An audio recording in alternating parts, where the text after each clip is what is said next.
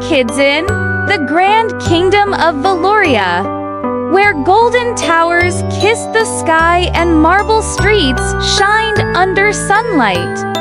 There lived a princess unlike any other. Her name was Princess Seraphina. She was known for her breathtaking beauty, but also for something far less admired, her arrogance. From a young age, she was told she was perfect. Servants bowed before she spoke. Nobles praised her every step. No one ever dared to question her. And so, she grew cold. "Why should I listen to anyone?" she would say. "I am the future queen." People respected her, but not from their hearts. They feared her. One morning, King Alaric made a decision. The kingdom needed stronger protection. So he appointed a new royal guard captain, a man named Rowan. Rowan was strong, disciplined, and quiet. He had the eyes of someone who had seen struggle, and the heart of someone who never forgot it. The first time Princess Seraphina saw him, she barely glanced. "You are the new guard?" she said lazily. "Try not to disappoint me." Rowan didn't react the way others did. He simply replied, "I serve the kingdom, not pride." The air went still. Seraphina slowly turned. Shocked, no one had ever spoken to her like that. But Rowan stood firm, calm, fearless. For the first time, someone did not bow to her arrogance. Days passed, and something strange began to happen. Seraphina started noticing him. He trained soldiers with patience. He helped villagers without hesitation. He spoke kindly to servants, as if they were equals. One afternoon, she saw him carrying water buckets for an old woman near the palace gate. "Why are you doing that?"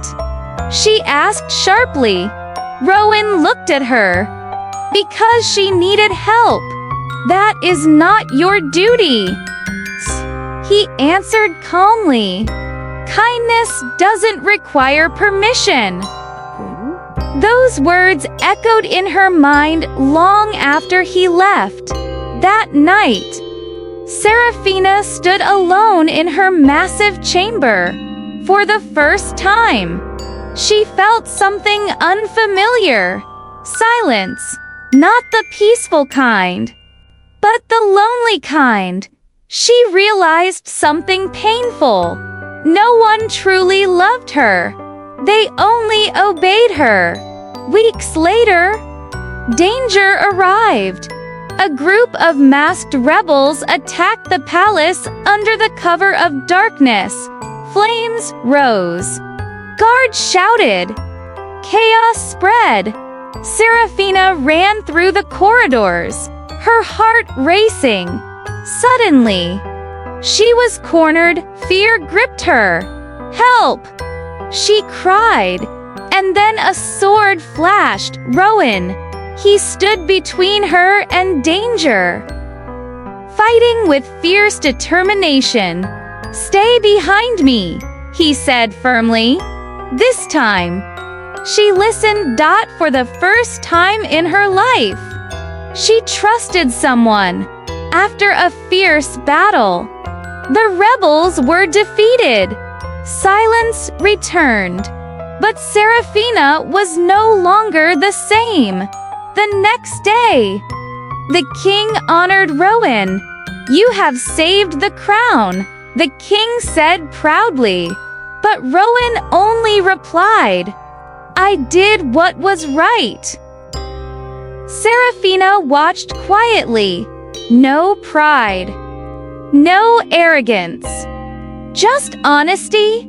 That night, she found him alone. "Thank you," she said softly. The words felt heavy, but real. Rowan nodded. "You're welcome, princess." Fear in his voice, no flattery, just respect. Slowly, Serafina began to change. She spoke gently to servants. She listened instead of commanding. She walked among her people, and for the first time, they smiled at her, not out of fear, but because they wanted to. One evening, standing on the palace balcony, she looked at the kingdom below. "It's beautiful," she whispered. Rowan stood beside her. "It always was," he said. "You're just seeing it differently now." She turned to him. "Why didn't you fear me?" Rowan paused. "Because I believed you could be better." Her eyes softened. No one had ever believed in her like that years past. Princess Serafina became Queen Serafina, but people didn't remember her as the arrogant princess. They remembered her as the queen who changed, the queen who learned kindness, and beside her always stood the royal guard who wasn't afraid to speak the truth.